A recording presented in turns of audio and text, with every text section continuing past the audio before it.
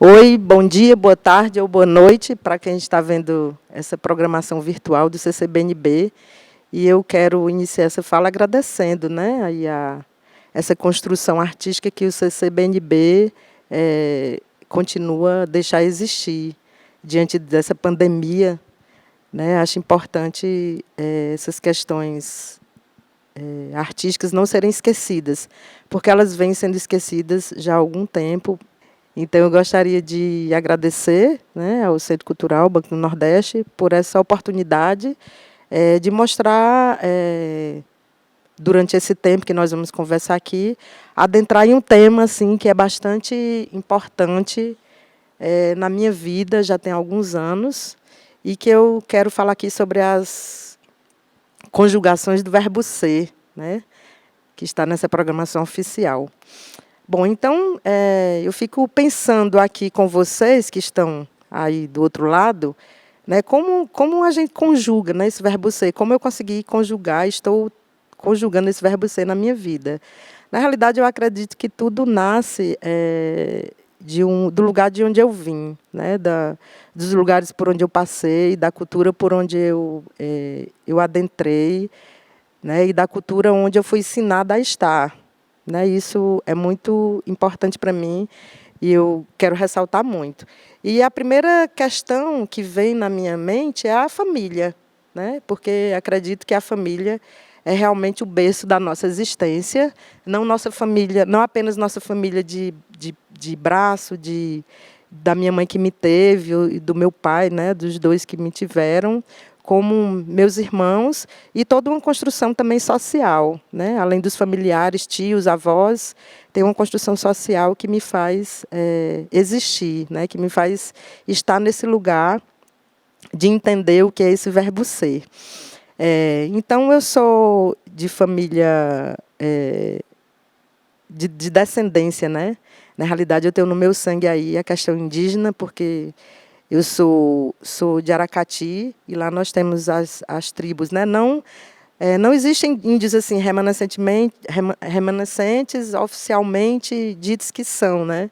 Mas na realidade quem nasceu pelas terras daquele mar e daqueles rios onde a gente tem o encontro do rio com o mar sabe dessa herança, né? Então essa herança me perpassa e ela traz assim no meu sangue, né, toda essa construção identitária. Então, eu já começo trazendo isso para o ventre da minha mãe, na década de 70, onde eu nasci. Eu nasci praticamente na ditadura militar, né? Então, quando eu nasci, tinha enchente, cheia, lá em Aracati, e fez com que a minha família, de uma certa forma, viesse em busca de outras narrativas, né? Outras construções de vida. Meu pai precisou se mudar para região do Cariri para trabalhar com algodão. Ele era classificador de algodão, hoje é falecido. E minha mãe ficou em Aracati, né, cuidando dos filhos e esperava meu pai a cada 6 meses em Aracati. E eles namoravam e faziam um filho e ele voltava e ela ficava lá, cuidando do avô e dos filhos, dos irmãos que ela teve, né? Porque minha mãe é filha de pescador e de dona de casa, costureira, né? Dona Francisca e celeiro, vovô cereiro. Aliás, ele fazia cera, trabalhava com cera e era pescador. Então eu venho dessa origem, né? Dessa origem que minha mãe perdeu meu filho, minha mãe perdeu o pai dela, a mãe dela, perdeu a mãe dela com 13 anos de idade e meu avô ficou cego. Então, minha mãe perdeu com praticamente 16 anos a mãe dela e teve que criar os 5 filhos. Né? Então, assim, minha mãe, eu digo que ela é sempre guerreira e uma mulher sábia, hoje viva com 92 anos, a coisa mais linda. E essa mulher foi quem ensinou a gente a ser o que nós somos, né? Todos os 8 filhos. Somos 8, eu sou a caçula das mulheres. É isso. Então, essa herança eu trago.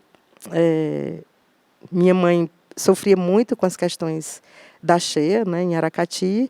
E aí a gente morava, na realidade, numa casa de pau a pique, numa casa de taipa. E meu pai veio de vez na década de 70, né, foi em Aracati de vez e trouxe minha mãe para morar aqui, porque aí ele já tinha estabilidade, um pouco de estabilidade financeira. Chegando em Juazeiro do Norte, nós viemos de caminhão, de mudança. Inclusive, esses dias, agora em fevereiro, está fazendo os 47 anos da nossa chegada aqui. Eu era bem criancinha, mas eu lembro assim vagamente da minha vinda, né, para Juazeiro, numa boleia de caminhão. Chorava porque eu estava com muita saudade dos familiares que ficaram. E meus irmãos também.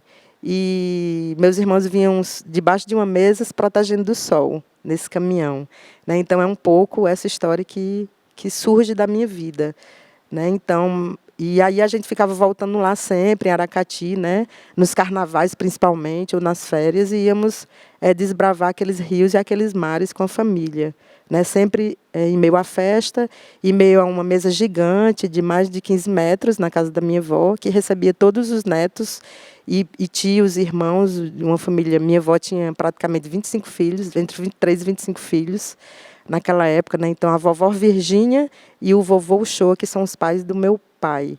E eles puderam dar essa educação para a gente de viver numa grande quantidade de pessoas, né? Essa é um pouco a minha história. Minha avó também, a mãe do meu pai, diferente da avó da mãe da minha mãe, ela era guardiã da igreja da matriz secular, uma igreja belíssima. Quem conhece Aracati sabe do que eu estou falando.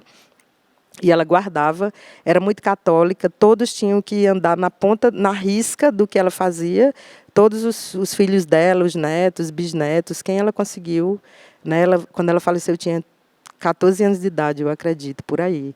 E meu avô era aquele homem muito rígido, trabalhava no correio, mas assim, era um homem muito rígido no contexto social dele, né, em que ele vivia. Brigava muito com a gente, era um cara muito cabeça, gostava de tomar umas, assim como meu pai e a maioria dos meus tios. E eu não sou diferente, né, desse contexto todo. Então, passando por todas essas questões, né, de vinda, chegamos em Juazeiro e eu morava num lugar muito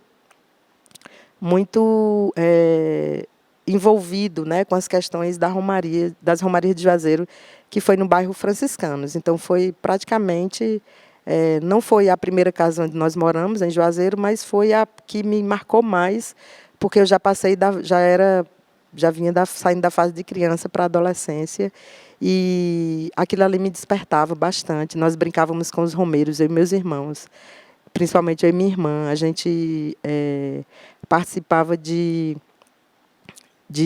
vendia, né, nas bancas de santo lá das amigas, vendia cocada, vendia santo, vendia rede, fazia tudo o que todas as pessoas daquela rua faziam, porque a gente passava o ano esperando por essas romarias, né? A principal sempre foi a de novembro, que é a que tinha mais pessoas, e também era bastante importante também ver a Páscoa, né, que a população inteira de Juazeiro subia para o Horto. Então, tudo isso faz parte dessa herança também, né, cultural. Mas quando eu já fui crescendo, já na fase entre criança, né, saindo da fase criança e adolescente, eu passei a ter uma visão, né, mais aguçada do que é ser mulher, né, praticamente já naquela idade. Eu já sabia um pouco do que era que eu ia crescer sendo, porque eu já via meu irmão dentro de casa militando, meu tio. Eu sou irmã de militante e de militantes, e sobrinha também de militantes, né? Então, isso é muito importante. E a gente tinha um arsenal em casa de leituras, que meu irmão sempre tinha cartas recebidas dos familiares. Então, enfim, passando por essas fases de conhecimento, né, que a família nos trazia, o arsenal de discos, de poesias, de músicas, né, e de um arsenal poético, de bastante livros, minha mãe e meu pai se dedicavam a nos educar. Então, nesse lugar, né, esse lugar de educação, que eu acredito ter encontrado a questão da imagem na minha vida, né? Primeiro, quando nós chegamos em Juazeiro, então a gente ia brincar, né? As velhas brincadeiras de criança que nós inventávamos. E aí esse meu irmão militante, ele, junto com os outros, ele era desses caras bem inteligentes que era inventor. Né? Então, era o inventor da família, o inteligente da família, e a gente sempre se voltava para ele. E ele projetava filmes lá em casa, porque em Juazeiro tinha muita tradição de fazer fotografias de monóculos, né, no Horto, na Serra do Horto, em todo lugar que você andava na cidade, prefeitura, além do lambe-lambe que tinha nas praças, mas tinha a câmera de lambe-lambe, mas tinha o monóculo. Né? E aí meu irmão pegava esses monóculos, né, marcava a sessão de cinema na nossa casa, aí ele confeccionava uma caixa de sapato com uma lâmpada dentro, colocava água nessa lâmpada, e a outra lâmpada ele colocava ele projetava esse slide nessas duas lâmpadas que ele fazia. Então, ele colocava um pano branco na parede, porque a parede não era, acho que era rosa, não lembro a cor da parede, azul, era um outro tom, e ele colocava um lençol branco na parede e fez inventou, né? Inventou um projetor com essa caixa, com essa água, com essa lâmpada, e projetava os slides que nós fazíamos da família, né? Tanto os nossos, daqui de Juazeiro, que já morávamos aqui, quanto os que vinham de fora, né? Porque a família mandava, quando vinha visitar ou quando a gente ia, sempre trazia fotografias de monóculo. E ela exibia isso para os amigos, e ainda cobrava entrada. Né? Ele cobrava entrada para os meninos, nem todos os meninos tinham, mas sempre aparecia um ou outro para deixar na caixinha. E isso aí eu era criança, não sei nem quantos anos eu tinha, mas devia ser por volta de 8, 10 anos, nessa faixa. Então, assim, isso para mim era muito grande. Né? Era muito grande. E eu acredito que a fotografia, a questão do encontro, né, com a imagem, com essa questão visual, parte muito daí. Na realidade, é a primeira questão que eu começo, né, a perceber. Então, eu adentrei, né, nesse universo, sempre com as invenções, observava muito as festas populares de Juazeiro, observava muito os carnavais de Aracati. Meu pai fazia muitas assinaturas de revistas, meu pai e minha mãe, Manchete, essas revistas que tinham na época, e a gente tinha acesso a fotografias, eu tinha acesso a fotografia. Eu sempre fui uma criança visual. Sempre eu mostrava para minha mãe alguma coisa, eu detalhava algo, a imagem que eu ia contar para ela, que eu tinha visto, então eu detalhava com precisão o que era que eu estava querendo dizer para ela ou para alguém. Eu não sei se eles entendiam como eu entendia, mas também nem sabia o que era aquilo, de fato. E essa coisa da imagem, ela veio se configurando na minha vida há algum tempo. E aí eu depois fui trabalhar, cresci, fui trabalhar e passei a trabalhar em escritórios de contabilidade, fui promotora da roupa, daquelas peças íntimas. Depois trabalhei em escola, trabalhei em secretaria de escola, até que a dona da escola, na época, que era a Célia Moraes, hoje eu agradeço a ela até hoje por ser fotógrafa, de fato, assim, porque na realidade eu já era, mas ela me impulsionou, ela me demitiu, né, do local onde eu trabalhava, da escola dela, e disse que eu era fotógrafa, que meu lugar não era aquele, e ela estava me demitindo por esse motivo. Então, essa construção, né? Então eu já era fotógrafa, já tinha comprado minha câmera, talvez há 2 anos, dessa fala dela. E eu já me interessava para fotografar preto e branco, né? Tinha a Casa Gino, casa de fotografia aqui na Rua São Paulo, e eu comprava meus filmes na Casa Gino. E conseguia mandar revelar, porque nessa época tinha quem revelava. Depois me interessei pela parte de revelação, consegui revelar meus próprios filmes, minhas próprias cópias, né, fazer as cópias das fotos. Então, é nessa construção simbólica e afetiva da região do Cariri, que eu, inclusive, agradeço por ter descoberto, né, talvez, se eu tivesse em Aracati, eu teria descoberto da mesma forma, mas eu morava aqui, então tem que dar a César o que é de César. Né? E aí todo esse arsenal veio para mim. Eu comecei a fotografar em 1993, então já tem bastante tempo onde eu fotografo, e essa sequência, né, me via muito as questões.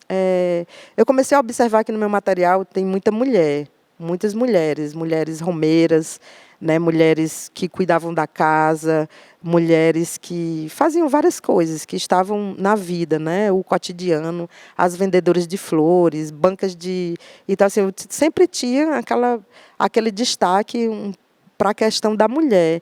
E eu, assim, curiosamente, né, eu gosto de fotografar o ser humano. Gosto muito de fotografar o ser humano. Quando eu, em 2010, comecei a fotografar um projeto chamado Água para Que Te Quero, eu percebi também no meu material que ainda continuava tendo mulheres. Aí eu, poxa, é um sinal aí de que tem alguma coisa que eu preciso fazer em relação à mulher. E eu venho, como eu falei antes, eu sou de uma família militante, então eu tenho uma trajetória de ir para as ruas, né, e elencar toda uma construção social bastante importante para a nossa vida. E aí foi quando eu, mais ou menos na década de 2000, né, por volta de 2000, nós chegamos aqui na região e começaram a haver alguns assassinatos em série, né, séries de várias mulheres, assim, uma que trabalhava no Jornal do Cariri, a outra que trabalhava na Unimed, a outra que trabalhava em algumas, né, algumas outras profissões. E aí foram, sei lá, cerca de 5 ou mais assassinatos em séries, coisa que já acontecia antes, né? Sempre aconteceu. Além dos feminicídios, mas assassinatos mesmo, né? Queimas de arquivos. E aquilo assim me veio, ficava muito chocada com aquilo. Nessa época tive medo, tinha muito medo de andar nas ruas, né? Eu acho que não só eu, mas a maioria das mulheres que moravam nessa região tinham muito medo, né, de andar só, de estar sendo perseguido, por mais que não fôssemos, mas a questão estava muito séria. E, desde essa época, me despertava isso, eu comecei a observar isso com mais detalhamento, né? Eu entendo que a vida ela é assim, acaba nos mostrando os caminhos e por ele nós temos que observar. Mas assim, passou e eu deixei essa questão de lado, não fui muito atrás. E essa questão foi se aprofundando, foi se enraizando, né? Porque é algo que parece que está lá na raiz, foi se tornando mais... na realidade, não que se tornou mais raiz ou não que, na realidade, essas coisas elas não apareciam, porque nós, infelizmente, fazemos parte de uma sociedade patriarcal, extremamente machista, onde nos deixa muito à mercê, né? À mercê desse patriarcado, né? E nessa época eu praticamente foi na época que eu também comecei a me interessar pela história de Juazeiro, né? Um pouco antes, claro, na universidade, mas me deter mesmo essas questões, de ler realmente quem tinha sido a Beata Maria de Araújo, de Em Busca. Eu fiz uma pauta, uma época, para... Não lembro se foi para a Band, ou se foi para o Fantástico, ou foi para... Não lembro. Era um programa não lembro agora o nome do programa, mas enfim. Mas eu tive a oportunidade de fotografar algumas cartas, né, que foram escritas, isso ainda em negativo, que era para essa emissora, não consigo lembrar agora. Enfim, isso aí vocês vão cortar, né? Tem muito tempo, gente. E aí eu comecei a perceber, né? E vi que a Beata Maria de Araújo era esse ser, né, que realmente a sociedade não via, então era uma incógnita. Enquanto matavam mulheres, né, num caso, na contemporaneidade, já tinham matado outras mulheres, né, de fome, de sede, né, de opressão, de feminicídios. Então, essas mulheres elas já estavam sendo, de alguma forma, massacradas, né, não secular. Só que o machismo é algo que eu posso dizer que é algo que as pessoas se acostumaram com o machismo, né?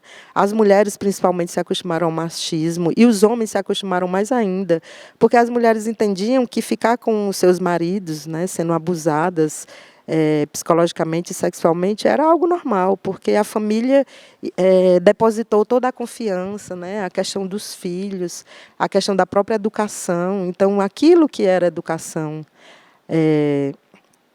de fato, que que era a escolhida, né? Então, se foi escolhida para mim, então eu devo ir até o final. Então, dessa forma que o machismo foi se incorporando mais ainda, né, na questão diretamente com a mulher.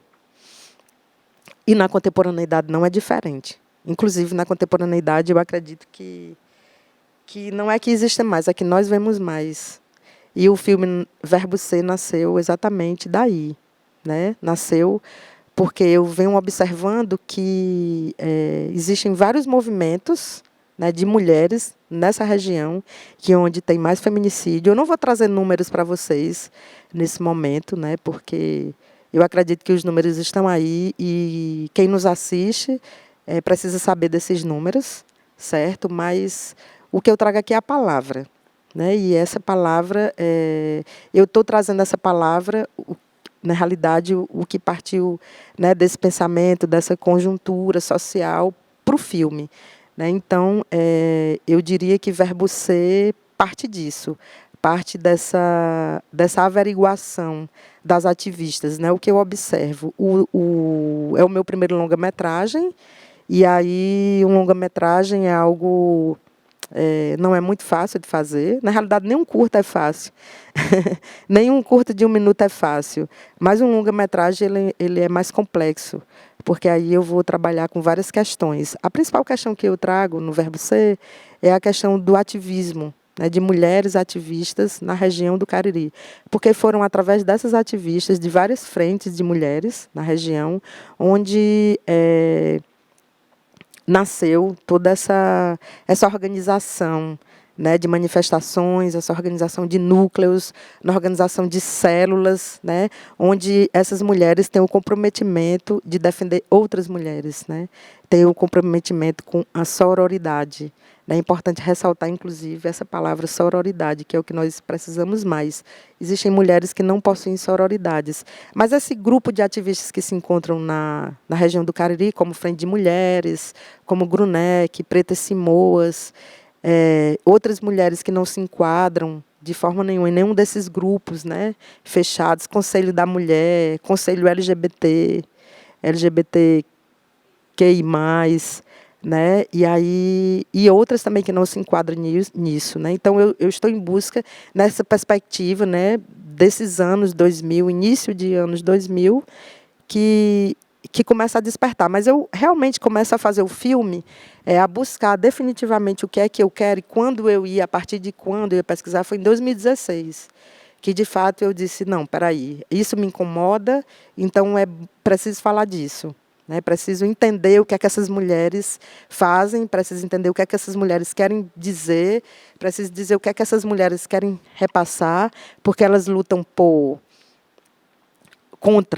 lutam contra o machismo, o racismo, elas lutam sobre toda essa ótica de opressão, né, que nossa sociedade nos enquadra cada vez mais. E aí, para além dessa questão do ativismo, existe uma pesquisa, né, para isso. Então, para a gente fazer um filme, normalmente um filme é feito por uma equipe, né? Eu sou a diretora do filme, mas existe toda uma equipe que não é grande, né? Primeiro porque esse filme ele tem sido atualmente completamente, aliás, desde quando eu iniciei em 2016, que ele tem sido um filme independente, né? Uma construção, um processo, o filme está em processo. Então eu tenho uma equipe que pensa junto comigo, né? Eu coloco a ideia, coloco o que eu penso, as questões, e a gente, às vezes, acaba definindo junto algo que eu quero e que eu penso e que eu planejo. Às vezes, não dá certo como diretora, como eu quero, né? Porque nem sempre o ato de dirigir os integrantes, né, precisam fazer necessariamente o que a direção quer. Né? Hoje, a gente já estamos no universo do cinema, onde é muito legal essa questão do processo e do diálogo com a equipe. Então, eu tenho pessoas que pensam comigo, que são Rodolfo Santana, que eu convidei para fazer a fotografia do filme. Não dava para pensar tudo, embora eu seja fotógrafa, mas tem hora que você precisa realmente se encar, né, no objetivo principal e deixar com que outras pessoas também ajudem a compor deixam compor a atmosfera, né? O dizer, o que eu preciso dizer, o que essas mulheres precisam falar. Porque a primeira coisa, a primeira intenção, na realidade, do filme é que essas mulheres falem. Claro, eu lanço perguntas, eu coloco questionamentos, mas é importante que essas personagens digam o que é que elas fazem, né? Então, aí eu tenho Luna, né, que trabalha, que é assistente também de direção, e ele trabalha no som do filme, também trabalha como câmera. Tem uma Pamela Queiroz, que faz o estilo do filme e também produz, né, faz um pouco da produção aí do filme. E também tem uma pessoa bastante também interessante no filme, que é a Raquel Paris, que ela não se encontra atualmente na região, mas a gente sempre conversa. E ela é uma espécie de consultora, de diretora também, de uma certa forma, né? Ou co-direção, ou consultora, algo que então é uma pessoa que vive na equipe e que nos acolhe nesse sentido, né? Também da gente então nós, por exemplo, sugerimos filmes uns para os outros, né, para a gente poder ter esse arsenal, não só o arsenal mesmo dessa conjuntura, né? Tanto de documentários, como Eduardo Coutinho, que é um documentarista maravilhoso, né? E aí também nos traz esse arsenal para que a gente para compor, né, a forma de documentário que ele faz. E a gente precisa ver, né, ver. Então essa equipe faz com que esse filme ande. E aí como é que ele se dá, né? Como é que eu vou costurar, como é que eu estou costurando? Porque todo filme ele tem tem os porquês, né, os questionamentos, o auge, tem as coisas mais que elencam, né, que cumprem com essa fala, né, que se colocam enquanto linguagem. Então, eu estou costurando o filme com o cotidiano dessas mulheres, de alguma forma, eu vou tentar mostrar o cotidiano dessas pessoas, mas uma coisa que vai costurar o filme inteiro são matérias jornalísticas, né? Inclusive, vou entrevistar também jornalista no filme. Então, porque como eu estou fazendo esse recorte, praticamente não só de 2 décadas, né? Porque aí eu vou contar a história, né? Então, mas antes disso, né? O que nos fez estar aqui nessa luta hoje, o que nos fez lutar pela vida, né? Pela vida de todas as mulheres. E aí essas matérias jornalísticas elas vão ajudar a contar a realidade também, né? Porque de fato o que eu estou buscando nesse documentário é a realidade desses fatos. Eu não vou utilizar eu não vou utilizar leis, não vou utilizar processos, né, que estão em segredo de justiça, mas eu estou trabalhando com a questão, de fato, minha estética é essa, a estética das matérias de jornais, o que é que essas mulheres contam, porque elas vão contar fatos e vai ter algum recorte jornalístico que falou sobre o que é que elas estão falando. É impossível. E também vou trabalhar com material de arquivo delas, fotografias, materiais jornalísticos, manifestos, né? Então, é toda uma construção mesmo, são esses símbolos que eu estou trazendo para o filme. Tem uma parte também bem estética do filme que eu estou trazendo, que é o silêncio, né? Tem algumas referências, algum referencial teórico que eu gosto muito de explorar nessa minha pesquisa, né? Que é o olhar de Jung sobre as questões dos símbolos, é a questão do Freud, que fala sobre os sonhos, né? Que vai falar sobre o inconsciente, sobre o Jung, que traz o inconsciente coletivo. Aí eu vou trabalhar também com a Clarice Pencolas Tess, que traz os mitos, as lendas, né? Traz toda essa conjunção que existem nas mulheres. Então, e algumas, né? A Djamila Ribeiro, por exemplo, algumas mais contemporâneas. Então, trazendo esse arsenal, né, que aí vai falar sobre o racismo, sobre várias questões, porque quando você fala do machismo, é impossível você não falar sobre o patriarcado, é impossível você não falar sobre o machismo institucional, sobre o racismo institucional. É impossível você não falar sobre as mulheres trans, né? É difícil você fazer. Então, é preciso que a gente conte né, que essas pessoas contem essas histórias a partir dos seus contextos, né? Por exemplo, eu recentemente não, ano passado, né? Porque aí houve essa pesquisa, como eu falei, vem de 2016. E aí, ano passado, antes da pandemia, nós começamos a capturar alguns depoimentos, e aí nos veio a pandemia, né? E aí, o que fazer? Todos nós aqui estamos no mesmo barco, né? Então, vamos blackout. Precisamos parar, né? Então, parou o tempo. Então, eu vou trazer um pouco desse silêncio, né, da pandemia, porque aí eu entrevistei algumas pessoas também. Aliás, nós não saímos da pandemia, né? Mas eu também entrevistei uma outra personagem nessa época.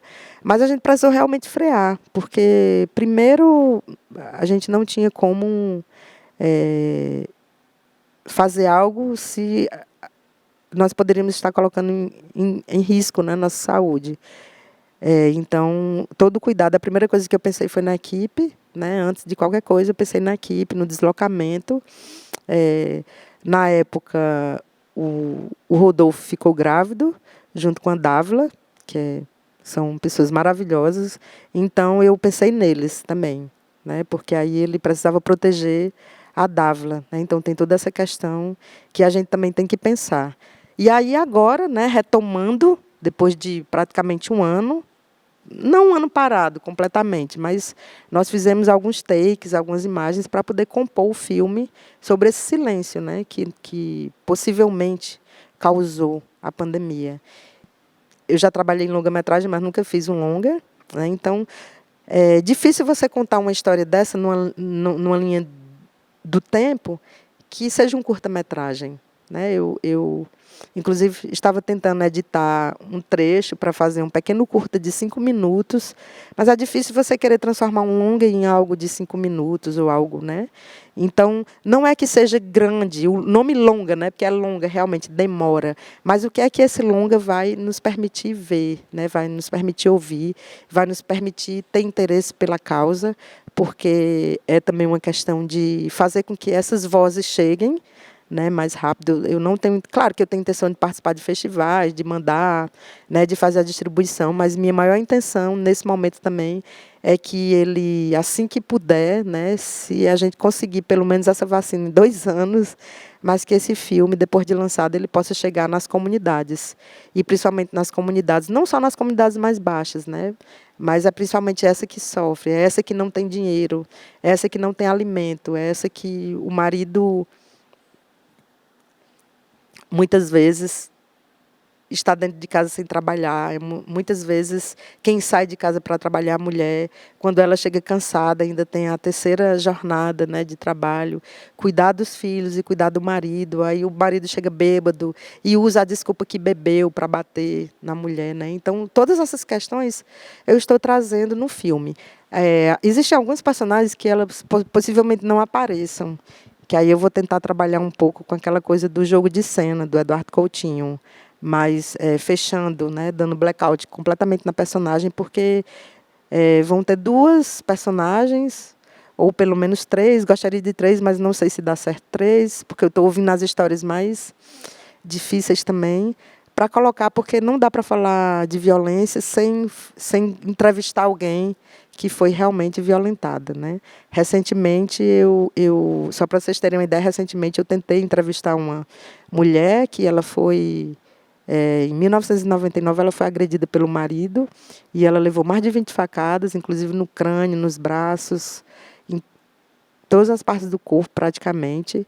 E eu consegui localizar essa mulher, e foi por acaso, na realidade, que eu consegui encontrá-la. E marquei gravação com ela estava super animada, porque ela disse que promotor, juiz, ela já participou das palestras da Maria da Penha. Todas as pessoas já tinham sugerido que ela relatasse isso para algum filme, que só a história dela dava um filme. E aí eu marquei com ela, em um sábado ensolarado, e meio-dia ela entra em contato comigo dizendo que não ia mais dar entrevista, né, que a família não tinha deixado, que ela não ia falar de coisas ruins e que, de uma certa forma, o medo, né?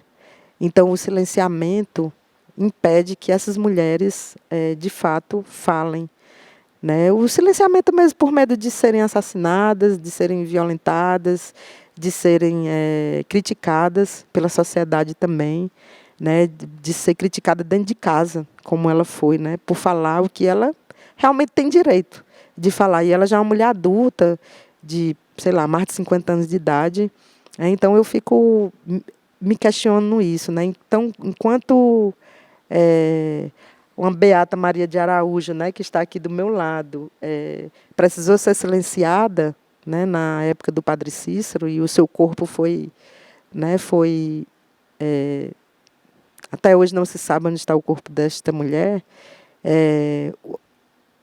Essas mulheres hoje, elas são dessa forma, elas são silenciadas, enterradas e jogadas vivas, né, praticamente no túmulo delas.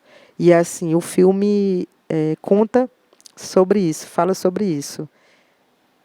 Já tive, inclusive, propostas de fazer serial killer, de trabalhar com os casos mesmo de justiça, que estão em segredo de justiça, de investigar, né? Seria algo mais investigativo. Mas aí eu penso que dar vozes a essas mulheres, talvez seja, nesse momento, é o que, de fato, eu preciso contar, né? Eu preciso se entrelaçar com essas mulheres e fazer com que a sociedade consiga perceber, né, todo esse arsenal, né, arsenal de subserviência que eu vejo assim também que é importante as questões, trazer as questões LGBT, né, a público, porque há muitos preconceitos. Nós sabemos que muitas Dandaras estão morrendo, né, além de muitas Silvanis, muitas Marias, muitas Dandaras, elas estão sendo assassinadas. E aí é preciso falar disso. É preciso barrar essa cadeia de silenciamento que existe nas nossas veias, de alguma forma, né? Então, essa ancestralidade sofrida, né, que aí eu volto lá no início da minha fala, né, que eu venho de terras indígenas e estou em terras indígenas, e esses índios, eles foram, sumiu a palavra, foram catequizados, né, então já era esse sofrimento, né, índios e índias. E aí, enquanto esses homens que faziam com que os seus homens e suas mulheres fossem escravizados, eles estupravam, né? A própria história da Maria, né? Da Maria, mãe de Jesus, é um caso de estupro, né? Que a sociedade, que as religiões tentam esconder isso, né? Então, assim, é divino, porque nessa época era mais fácil dizer que era do divino, né? E aí, esse divino é como se cristalizou e ele existe até hoje. Então, para falar também dessas mulheres, né, a Pamela está fazendo o estilo do filme, e eu trago também nessa atmosfera cinematográfica, eu trago alguns recortes de fotografias, né, onde eu fiz várias manifestações, onde eu fotografei e fiz o ato pela vida das mulheres, onde num ato que a gente chama hoje 8M, do ano passado, né, nós fomos ao Mercado do Crato, fizemos uma panfletagem, né, então eu também faço parte desse ativismo, eu me coloco, foi a partir de estar nesse movimento, foi a partir de estar nesse ativismo que me fez organizar todas essas questões. Então, eu trago no filme Verbo Ser, desde a juventude, né, a juventude que pensa, que está estudando, que está na universidade ou está fazendo mestrado, ou que se formou, que fazem parte dessa construção ideológica dessas frentes, como eu trago as fundadoras desses movimentos, né, que são as mulheres mais velhas que trazem que contam, né, que vão contextualizar historicamente como é que isso tudo aconteceu e por quê, quais são os motivos, porque também meu interesse no filme é saber os porquês, né? Mas além dos porquês, eu procuro também entender se existem soluções, né? É importante que a gente também traga soluções ou que pelo menos busque, né, entender quais são essas soluções que vêm desde, diria aqui para nós, né, da região, e em Juazeiro principalmente, desde a Beata Maria de Araújo até os tempos de hoje. Né? Estamos em tempos sombrios, onde a mulher, numa escala grandiosa, é cada dia mais assassinada, e é assim que Verbo Ser nasce. Jeane! Presente. Silvani! Presente, agora e sempre. Mariane! Presente, agora e sempre. Mariane! Presente, agora e sempre.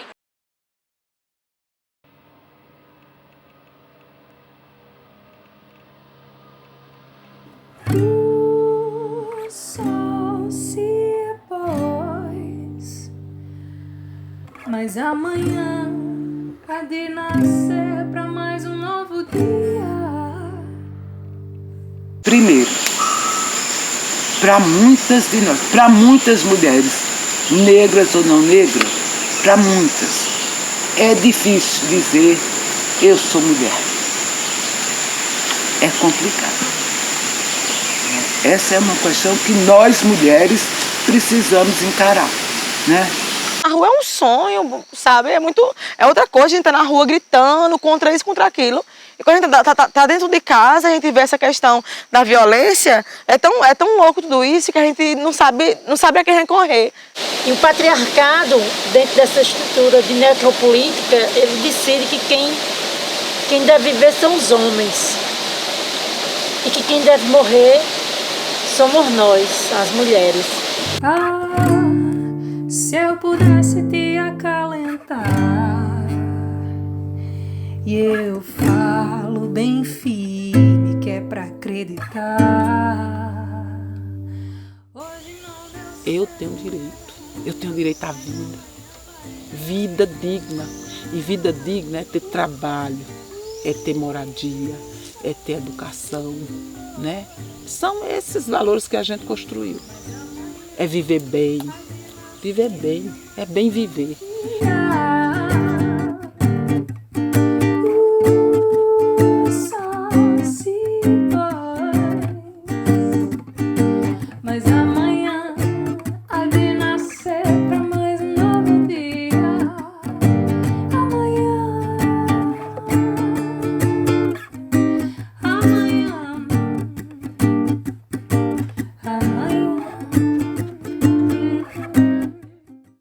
Ai, Nossa Senhora do Belo Amor, rogai por nós que recorremos a vós.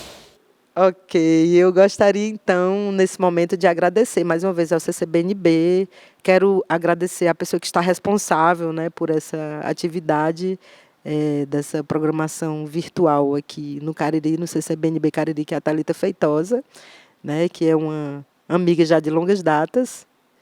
E aí também quero agradecer todas as mulheres envolvidas, né, no projeto, né, nesse projeto, que querem falar, que querem dizer, que querem desbravar, né, e gritar, né, essas mulheres que vocês vão encontrar muito em breve, elas não são mulheres que estão interessadas em silenciar, né? Então, a boca, o corpo, né, com seus corpos que são marginalizados, que são ceifados, elas buscam por justiça.